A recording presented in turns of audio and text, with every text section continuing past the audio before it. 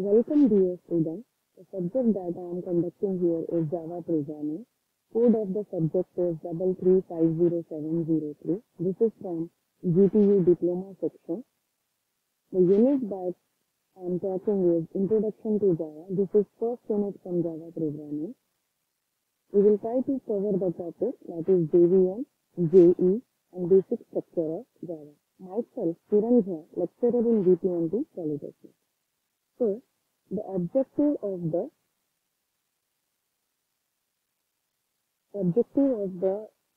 topic is, I have already completed the video from 1.1, so I will proceed with 1.2, that is Java Virtual Machine Bytecode, Java Environmental Setup, Java Program Structure. I have already covered the topic 1.1 in my previous video, so please try to visit that. Now about the JVM. What is JVM or introduction of JVM? JVM is nothing but it is a Java virtual machine. Virtual, it means it is a superficial, which is not physically existing. But we are creating the environment like actual. So it is an abstract machine.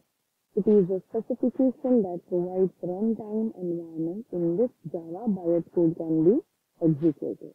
So this is the specification. It is not physically existing, but we are trying to create an abstract machine where we are trying to run the bytecode. And bytecode can be executed by JVM. JVMs are available for many hardware and software. As I said in my earlier video also, bytecode, it is platform independent or machine independent. But when we are talking about JVM, it is machine dependent or platform dependent. So JVMs are available for many hardware and software platforms. Now, Java Virtual Machine. All language compilers translate source code into machine code for a specific computer. So till the time before Java language, the earlier programming languages, they are following one concept. They are converting the source code into machine code or translating the source code into machine code. But when we are talking about Java, it is a two-stage system. First of all, we are trying to convert the source code, that is Java code, into bytecode, that is intermediate machine code or virtual machine code. You can say anything. There are many names. Bytecode is also called magical code of Java. So that bytecode is operated by interpreter from the JVM. The topic that we are conducting here, JVM is nothing but it is behaving like an interpreter which works on bytecode, that is virtual machine code or intermediate code. It works on that and produces the machine code. So JVM exists only inside the computer's memory. So JVM, where it is present? It is present inside the computer's memory. That you cannot see physically in your folder, but it is present there inside the computer memory. JVM, it is a simulated computer within the computer and does all major functions of a real computer. As it is, I said in my earlier slide, it is JVM is nothing but it is an abstract machine.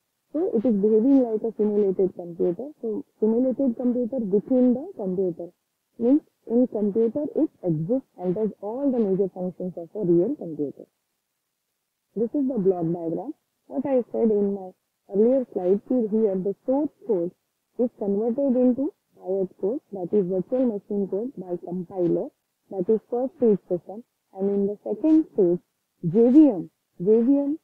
In JVM we are having Java interpreter. So JVM works on the bytecode and produces the machine code. This is two-stage process. First stage is compilation, second is interpretation. Interpreter, it is a part of JVM, which interprets all the sentences one by one, and that's why JVM is also called interpreter. Bytecode is not machine specific. As I said, the bytecode is machine independent or platform independent. Machine code is generated by the Java interpreter by acting as an intermediary between the virtual machine and real machine. Now what is JIT? JIT, it is a small program which is part of JRE.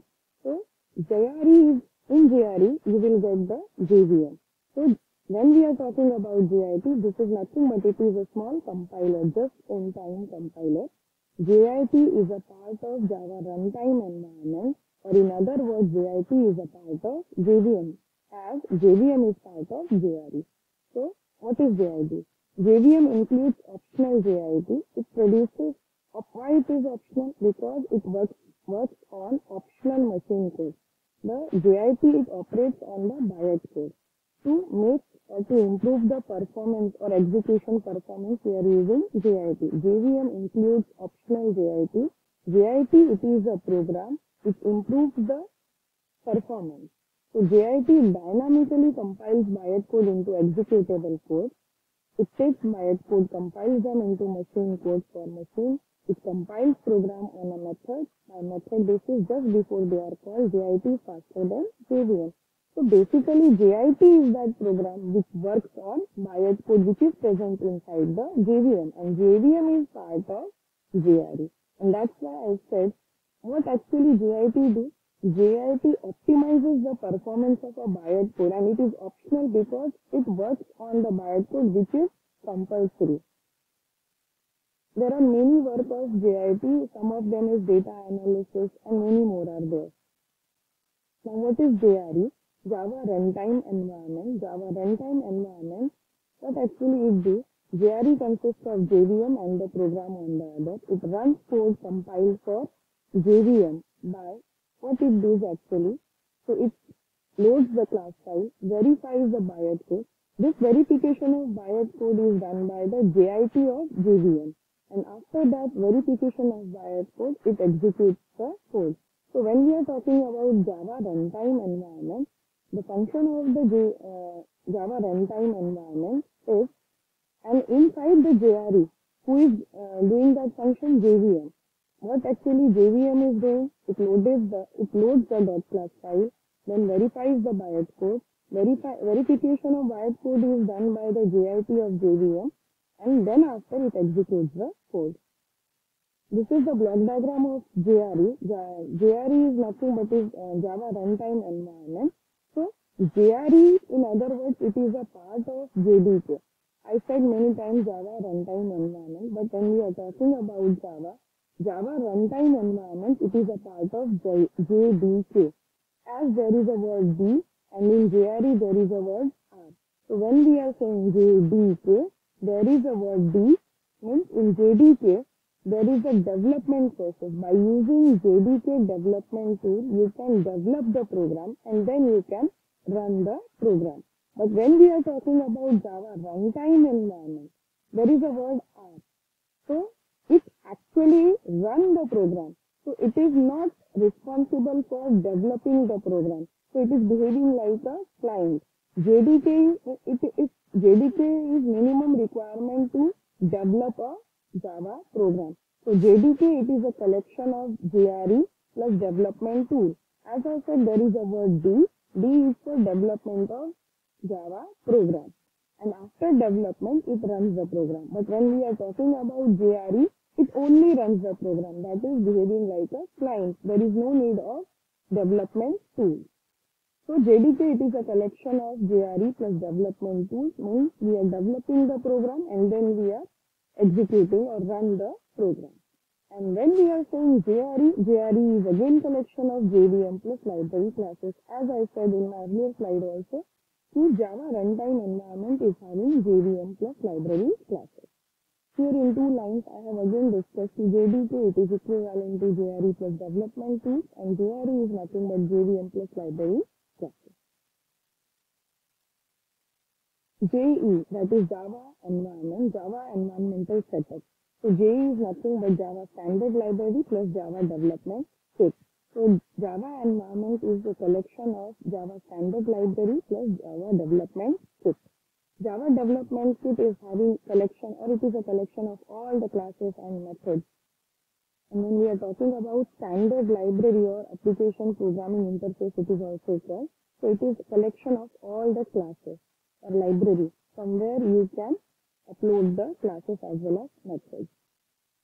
So JDK is a Java Development Kit. As I said, the kit is having collection of many tools for developing a Java program, like applet viewer is there, Java C, that is Java compiler, Java interpreter, that is Java, Java P for disassembler, Java H for C header file, Java dot JDB.